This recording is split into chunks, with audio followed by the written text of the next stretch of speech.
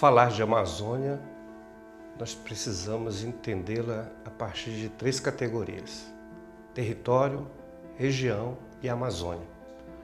Primeiro, o aspecto do território é preciso compreendê-lo como uma diversidade de constituições, de relações vividas naquele mesmo lugar, no mesmo espaço. Portanto, o território em que nós queremos analisar, que nós queremos entender, ele é vivido, ele é usado por relações sociais de produção, por relações de poder, portanto, se constitui um espaço de identidade própria de um determinado lugar. A região, ela possui um caráter polissêmico, diversos conceitos poderiam ser derivados de região, inclusive de classificar, de delimitar. Contudo, o entendimento de região aqui passa pelo entendimento de relações de poder, de constituição desse território numa dimensão mais ampla, global. E a Amazônia e Amazônias, é preciso entender a Amazônia como resultado de relações geopolíticas, de relações de poder, relações estabelecidas e constituídas com o território quanto região, portanto, num processo de determinação local, global, global, local, numa relação nacional com a região, da região com o nacional. Portanto, a Amazônia, no processo de ocupação, ela sofre diversas etapas de desenvolvimento, desde o seu período de exploração até a atualidade. Então, a ocupação ela é resultado também de relações de poder, de uma relação geopolítica de interesses locais e mais globais.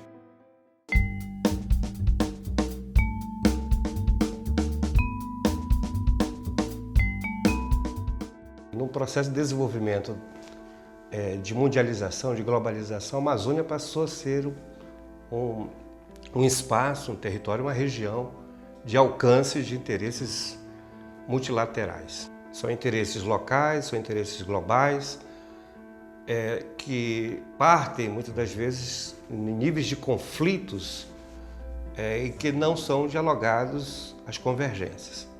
Portanto, nós precisamos buscar pontos de convergências desse diálogo do local, do global, das pessoas que vivem na floresta, da região, quanto aos interesses em escalas nacional e até internacional. E esse diálogo ele aponta para uma possibilidade do uso de tecnologia, dos seus recursos possíveis que a região produz. E o entendimento dessa tecnologia é para que haja o melhor racionamento, o melhor uso das riquezas.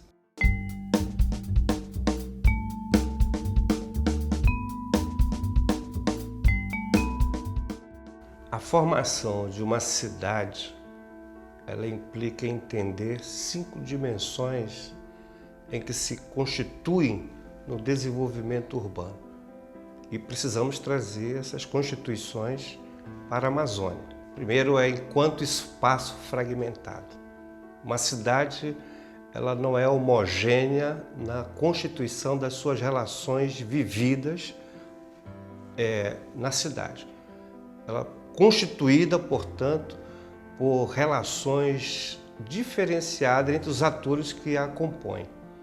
São centrais, periféricas, portanto, uma relação que, no desenvolvimento de uma cidade, ela é ampla, ela se fragmenta. Portanto, ela não é homogênea no sentido de termos uma única cidade.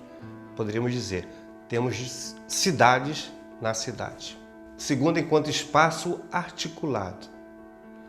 Esse espaço articulado é a possibilidade de uma organização da própria cidade, entendendo que há uma diferenciação na sua composição enquanto estrutura urbana, mas que é possível dimensioná-la na relação da sua constituição entre setores, entre atores, entre os que compõem a vida urbana de uma cidade.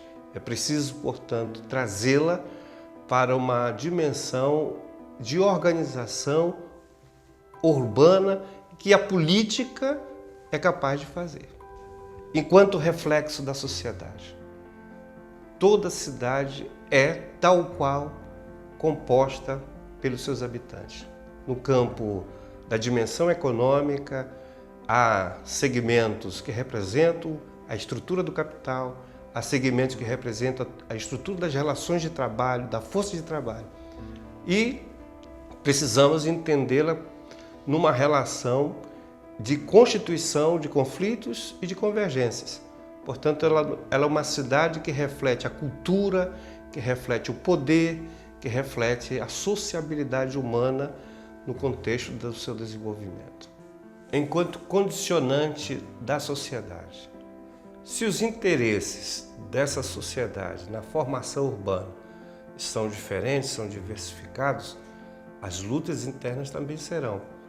E essa relação ela sempre vai se dar na perspectiva de uma luta pela relação de poder e ela representará os interesses daqueles que detêm maior capacidade de desenvolvimento das suas perspectivas. Então sempre teremos uma dimensão urbana representante ou representada dos interesses desse processo de desenvolvimento das relações vividas no urbano. Enquanto campo de lutas, a última dimensão, precisamos, portanto, entender que essa dimensão revela que os interesses vão ser disputados, vão ser concorridos, vão ser estabelecidos numa relação de poder.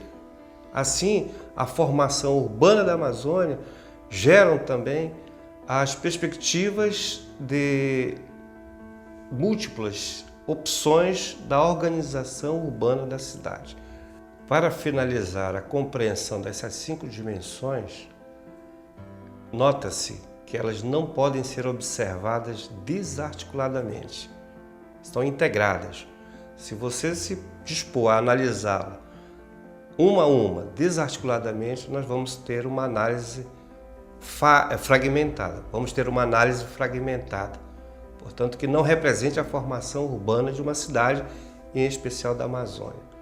O próprio desenvolvimento urbano da Amazônia, dentro desse processo de análise, sofre períodos de transformação, que nós vamos ver nos quadros a seguir. No primeiro período, denominado exploratório, não há produção do espaço regional nem configuração da rede urbana, pois houve o reconhecimento da Amazônia com vista à sua ocupação imediata.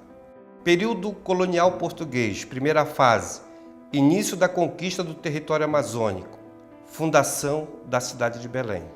Segunda fase, controle e gestão da vida econômica e social pelas ordens religiosas, surgimento de núcleos populacionais.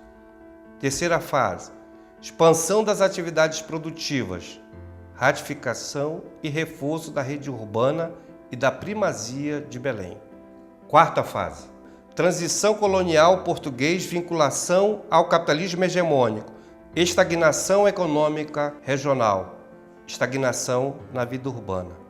Vinculação ao capitalismo hegemônico, primeira fase, período de crescimento de exploração da borracha, revigoramento econômico e demográfico das cidades já existentes.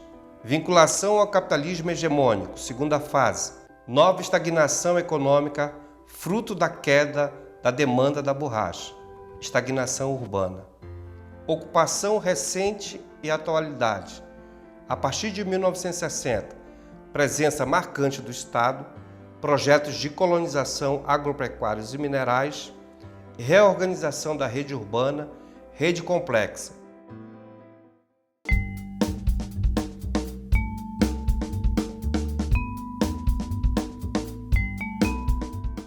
Primeiro, nós precisamos considerar a migração dentro da análise teórica.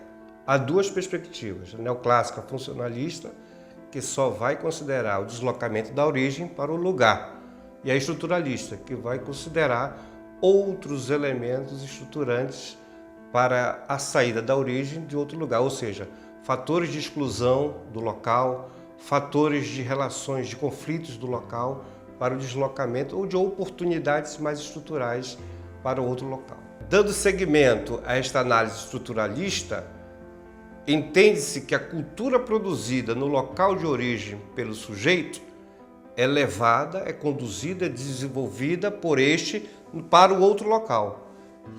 E neste outro local, as relações culturais também são desenvolvidas e que estabelece-se assim novas relações culturais. A identidade cultural produzida pelo migrante, ela é desenvolvida a partir do que ele trouxe da sua origem, do que ele se apropria no local. Nesta relação, ele desenvolve possibilidade de uma identidade própria, portanto, ressignificada da origem para o local vivido hoje. Ninguém constrói cultura desarticuladamente. Nós construímos a partir das nossas relações históricas da origem com outros locais, na apropriação, na relação entre as pessoas, na relação com o espaço, na relação com o território, na relação com a região. Produzimos uma nova identidade cultural.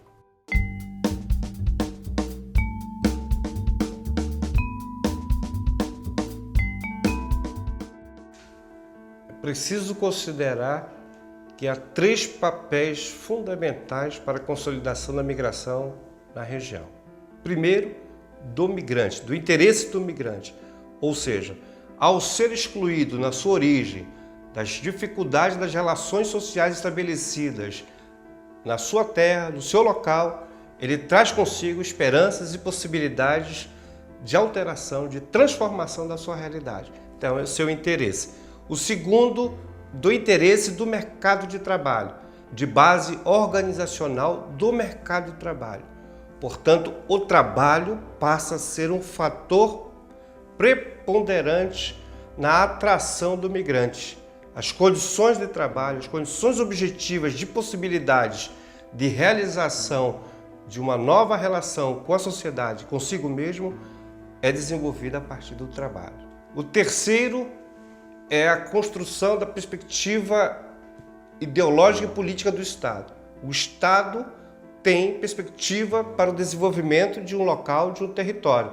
E ali, então, ele desenvolve e estimula a migração.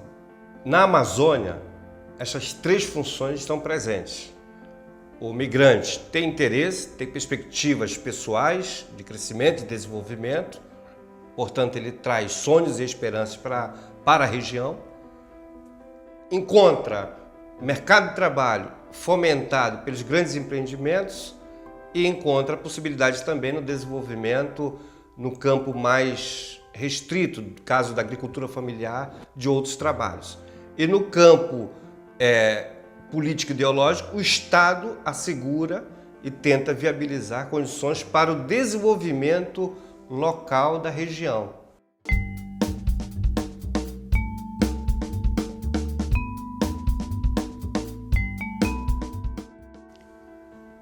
Nós possuímos diversas bases de dados de instituições de pesquisas, governamentais, das universidades.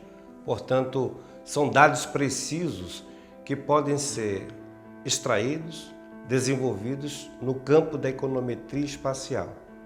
A econometria espacial usa os dados econométricos em um determinado espaço, representa-os, portanto, ali. Esses dados econométricos são extraídos a partir de variáveis constituídas de bancos de dados, setores censitários, microdados, portanto, que ao serem cruzados podem ser territorializados. Para exemplificar esta representação territorial da desigualdade, nós temos o mapa da exclusão social da cidade de São Paulo, o índice de qualidade de vida urbana de Belo Horizonte, o índice de vulnerabilidade social, que representam de forma desagregada a desigualdade em um território, no nível interurbano, analisando-se bairro a bairro, local a local.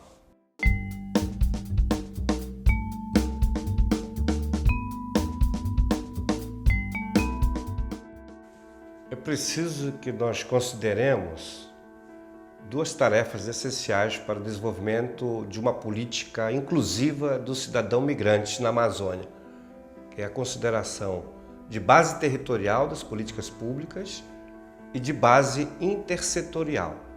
Significa dizer que o município precisa pensar sua política na dimensão da cidade, de como incluir os que estão excluídos, precisa estabelecer uma relação de fortalecimento da gestão no campo da intersetorialidade. As políticas setoriais precisam conversar, tratar da questão com uma possibilidade de inclusão maior desse cidadão. Isso também precisa ser conjugado no campo exógeno e endógeno, ou seja, o governo federal, o governo estadual e o governo municipal precisam estabelecer uma concordância e desenvolvimento de projetos que assegurem os direitos sociais que estão postos na Constituição Federal. Portanto, ele vai realizar ações que respondem em nível da sua localidade, mas articulado no Pacto Federativo. A outra perspectiva é do endógeno para exógeno, ou seja, o município precisa criar experiências próprias, políticas próprias, que sejam capazes de incluir esse cidadão de uma forma única, própria. Portanto, ele é capaz de desenvolver experiências dessa inclusão, considerando o território, considerando a intersetorialidade, para assegurar uma convergência de ações capazes de desenvolver uma autonomização municipal em relação ao enfrentamento das questões de exclusão, especialmente do migrante para a Amazônia.